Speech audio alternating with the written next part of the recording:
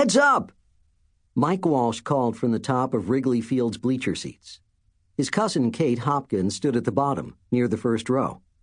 It was 3 hours before the game, so the stadium was mostly empty. Mike fired a fastball down to Kate. She reached up to catch it, but the throw was high. The ball sailed straight into the outfield. "Oh, no!" Kate cried. Thwap! The ball bounced off the foot of Louis Lopez, the Chicago Cubs star center fielder. "Oi!" Louis exclaimed. "What's that?" Mike's freckled face blushed. "Sorry," he called out. "I was playing catch with my cousin. I threw the ball a little too high." Mike ran down the steps to where Kate stood by the short green wall that overlooked the outfield. Louis shook his head. "More like a lot too high," he said with a smile. "I know our fans like to throw the other team's home runs back, but this is the first time I've seen a fan throw his own ball onto the field." "I guess I'm stronger than I knew," Mike said. He flexed his muscles, pretending to be a muscle man. Kate rolled her eyes. "It's not about strength," she said. "You're not going to make the major leagues if you can't aim better." Mike ignored her. He leaned over the outfield wall. Dark green ivy leaves covered the entire side. "Where did it go?" he asked Kate. Kate shrugged. "Into the ivy, I think." "Aunt Laura, can we come get my baseball?" he asked Kate's mom. Mrs. Hopkins was standing in center field with Louis Lopez. Her short curly hair poked out from under a blue Cooperstown baseball cap. She wore a black messenger bag over her shoulder and scribbled notes on a pad. "Not right now. I have to finish interviewing Louis by the time batting practice starts," Kate's mother said. "You can get the ball when I'm done." Kate's mom was a reporter for the website American Sports. She was writing a story on Louis Lopez and the Cubs' recent winning streak.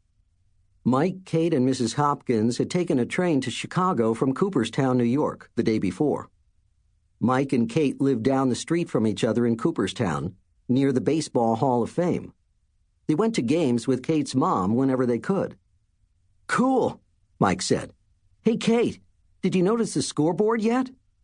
He pointed to the scoreboard. It was wedged into the back corner of the park, towering over rows of bleacher seats.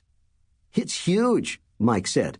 "I read that no one's ever hit a home run into it." "They haven't," said a voice. Kate and Mike turned to see a man walking down the bleacher steps. He had a short black crew cut and wore a shiny blue Cubs warm-up jacket.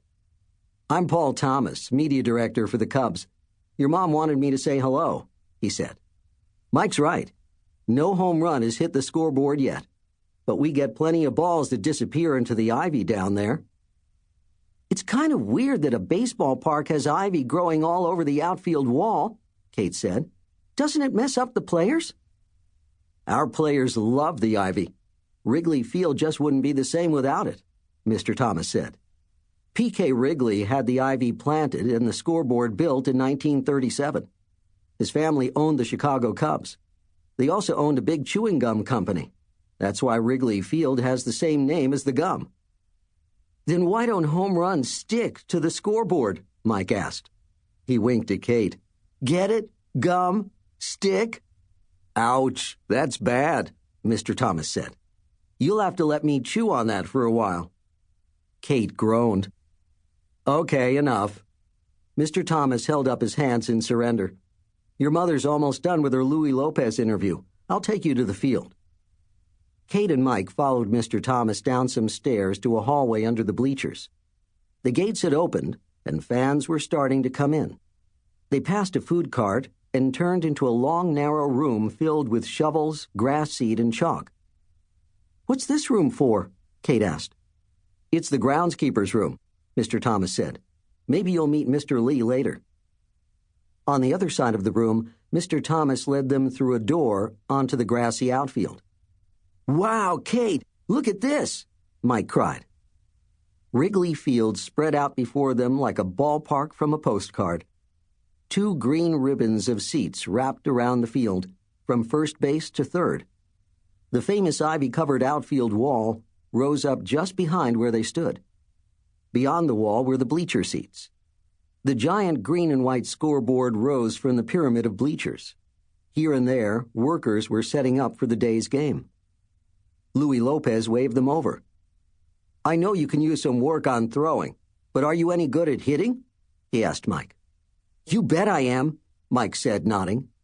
"I hit a double in Little League last week." "Well, how about you and Kate stop by the batting cage under the bleachers tomorrow morning? I need to work on my swing to keep our 11-game winning streak alive," Louis said. "But I can let you two take some swings as well." "Sounds great," Kate said. "I'll bet I hit more than Mike does." "No way," Mike replied. "But if you do, I'll hit them farther." "We'll see about that," Kate said. Then she thanked Louis, saying, "Muchas gracias, Señor Lopez." Kate was teaching herself Spanish. She tried to speak it whenever she had a chance. "Call me Louis," he said. He tipped his cap to Kate, Mike, and Mrs. Hopkins and sauntered off the field. Mrs. Hopkins put away her notepad and checked her watch. "I have to head back to the press room," she said. "You two want to come?" "Wait, I need to find my baseball," Mike said. He jogged over to the right field wall. "I know it's here somewhere." "You're looking in the wrong spot," Kate called. She went to the center of the wall and scanned the area for Mike's shiny white baseball. "I think it's over here." The outfield wall was about 12 feet high and ran from one side of the park to the other. It was covered top to bottom in leafy green ivy vines. The vines were so thick, Kate could make her hand disappear into them.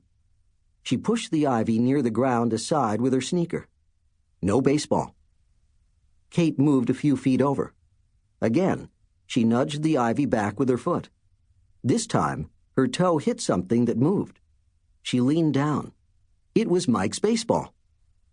As Kate straightened up to show Mike the ball, she noticed a big red square on the wall. "Mike, Mom, come here quick," she said. "Someone's ripped out the ivy."